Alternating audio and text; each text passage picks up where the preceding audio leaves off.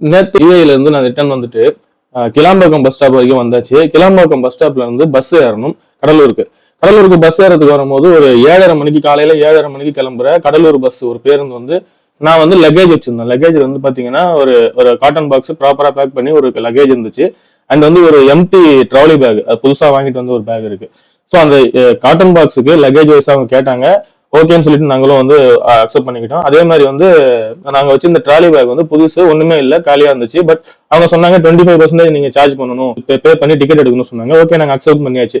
நாங்க பஸ்ல ஏறிட்டு டிக்கெட் எடுக்கும்போது டிக்கெட்ல வந்து 2 பேர் நாங்க டிராவல் பண்றோம். 2 பேரோட டிக்கெட் மட்டும் தான் கையில கொடுத்தாங்க. நாங்க 500 ருபீஸ் பே பண்றோம். பட் 2 பேரோட டிக்கெட் 150, 300 ரூபாய்க்கு மட்டும் தான் டிக்கெட் கொடுத்தாங்க. அந்த ட்ராலி பேக்கும் அண்ட் நான் கொடுத்த லக்கேஜுக்கும் வந்து டிக்கெட் வந்து அவங்க சார்ஜ் பண்ணாங்களான்னு தெரியல. பட் அதுக்கான டிக்கெட் என் கையில வரல. சோ என்ன சொல்றேன் அப்படின்னா, அந்த கண்டக்டர் நான் வந்து கேட்கறப்போ அவங்க வந்து அவர் வந்து ஒரு பதிலுமே சொல்லாம மௌனம் சாதிக்கிறாரு. அவருக்கு வந்து